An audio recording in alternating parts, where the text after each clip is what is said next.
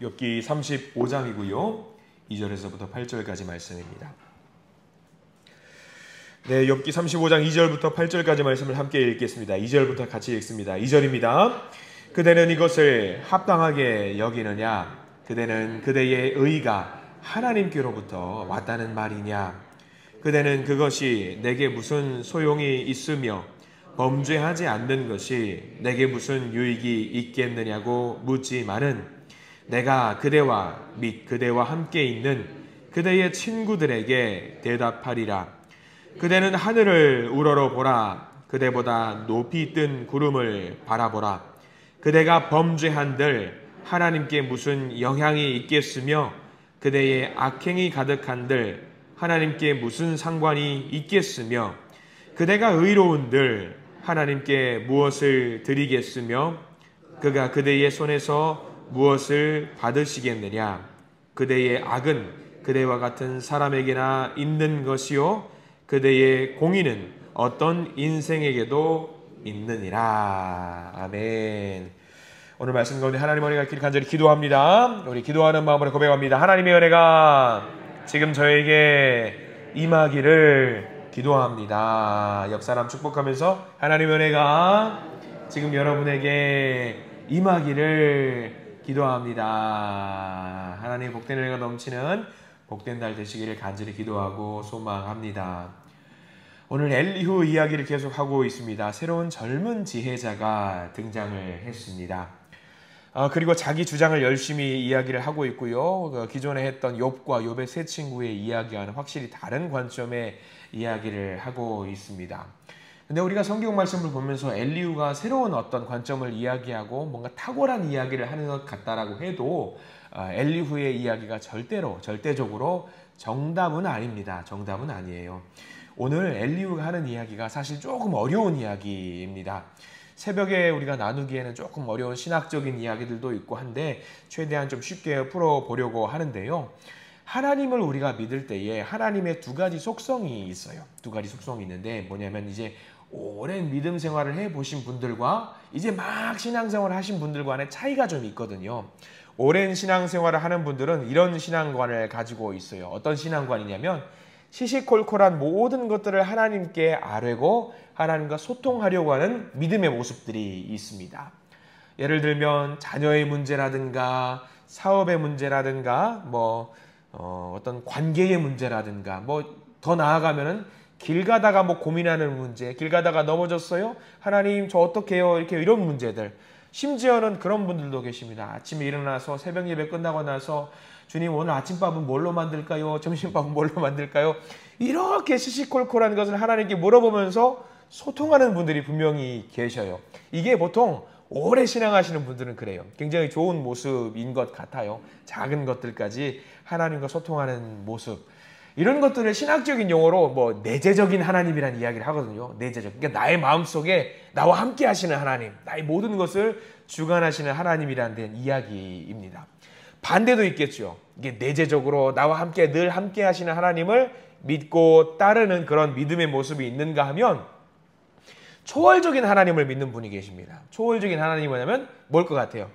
나의 시시콜콜한 것은 크게 관심이 없으시고 전우주적이고 온우주적인 어떤 그런 관점의 하나님을 믿는 분, 그러니까 위대한 분, 능력의 하나님, 너무 크고 위대한 그런 하나님을 믿는. 그래서 내가 원하는 것, 내 시시콜콜한 것은 크게 관심이 없어요.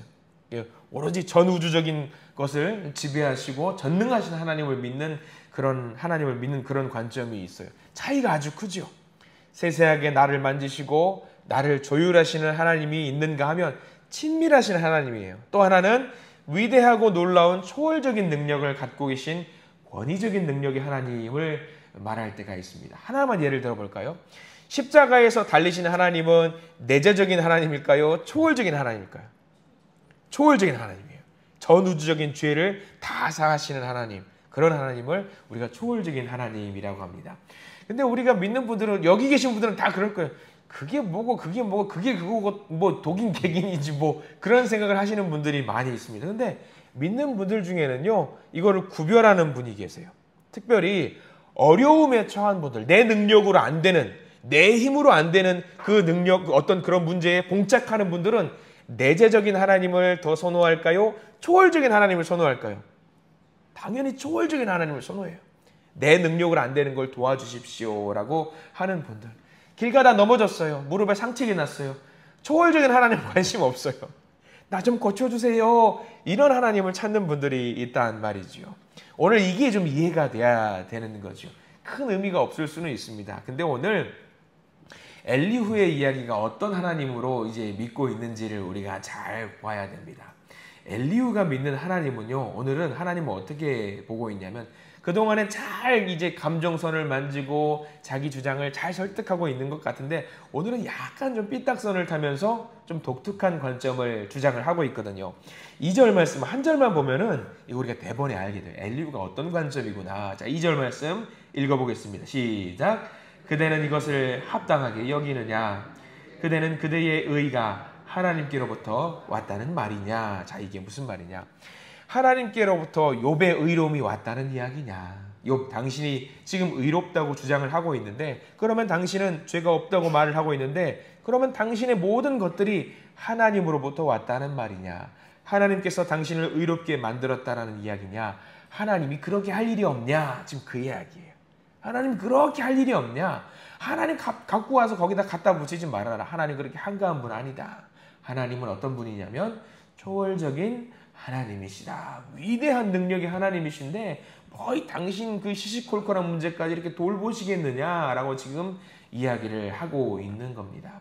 그래서 5절 말씀과 6절 말씀 넘어가 보면은요, 조금 이해가 더 쉽습니다. 5절, 6절 읽어볼까요? 5절입니다. 그대는 하늘을 우러러보라. 그대보다 높이 뜬 구름을 바라보라. 그대가 범죄한들 하나님께 무슨 영광이 있겠으며 그대의 악행이 가득한들 하나님께 무슨 상관이 있겠으며 라고 나와 있어요. 하늘 보라고 그래. 갑자기 하늘 바라보면은 뭐가 있냐면, 요즘 우리 날씨 좋잖아요. 구름 쳐다보라고 하지요.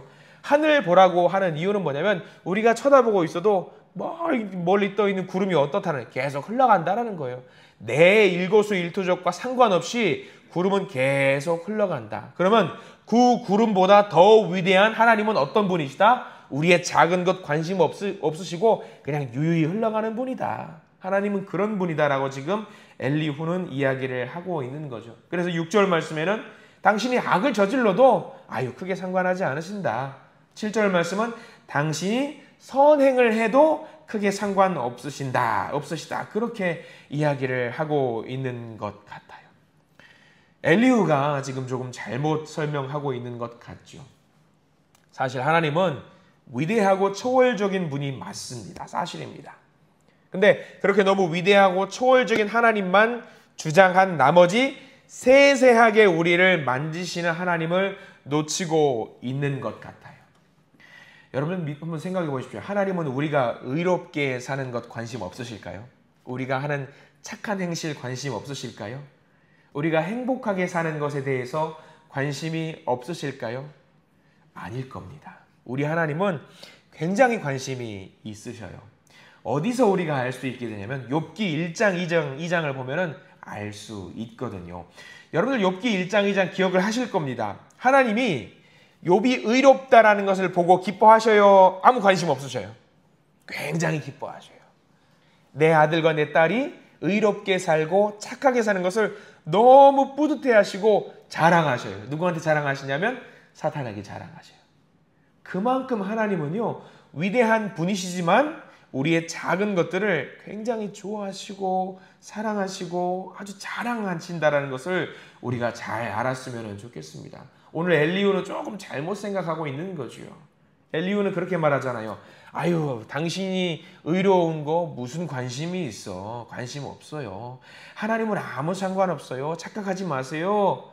이렇게 이야기를 하고 있는 거죠. 근데 여러분들, 우리는 하나님의 두 가지 속성을 다 믿어야 돼요. 다 따라야 됩니다. 뭐냐면 하나님은 창조주가 맞으세요. 세상에 다 다른 신들은 뭐냐면 피조물이, 만들어진 피조물이 위대한 신을 이해하지 못해요. 자기를 드러내지 않는 것이 신이고 우상입니다. 근데 하나님은 어떤 분이시냐면 자기를 드러내지 않는 분이실까? 아니에요. 자기를 드러내세요. 자기를 드러내세요. 하나님이 자기를 드러내는 방식을 계시라고 하거든요. 그래서 구약 성서에는 여러 선지자라든가 여러 사건을 통해서 자신을 드러내 주셨고요. 신약으로 넘어오면서 자기를 드러낸 기가 막힌 사건이 하나 있지요. 예수 그리스도 사건을 통해서 자기를 드러내 주셨습니다. 위대한 분이시고 놀라운 분이시고 능력자이신 하나님이신데 바쁘신데 그렇게까지 자기를 드러내시는 이유가 어디 있을까? 딱 하나입니다. 우리를 사랑하시기 때문에 자기를 드러내시는 겁니다.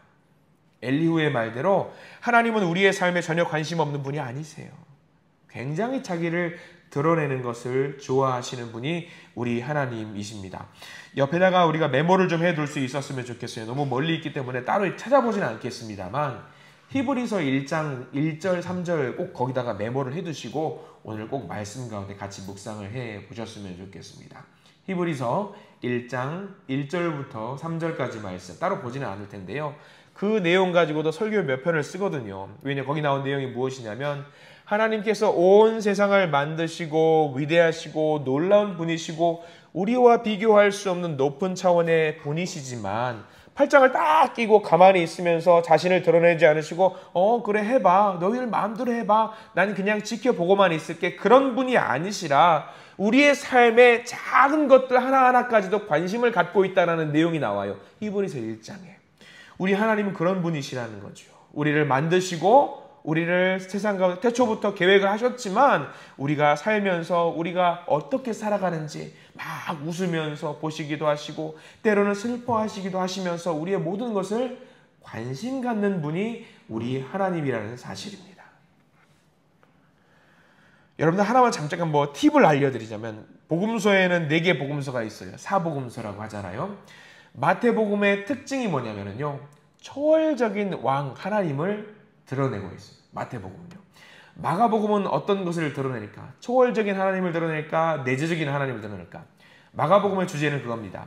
고난받은 종으로 이 땅에 오신 예수님. 그러면 초월성이에요? 내재성이에요? 내재성입니다. 누가복음 같은 경우는 뭐냐면요. 치료하러 오신 분이에요. 치유하러 오신 분이에요.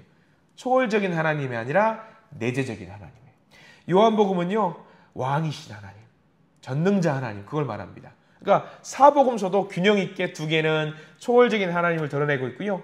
또 2개는 내재적인 하나님을 드러내고 있어요. 그러니까 이게 뭘 말하는 거냐.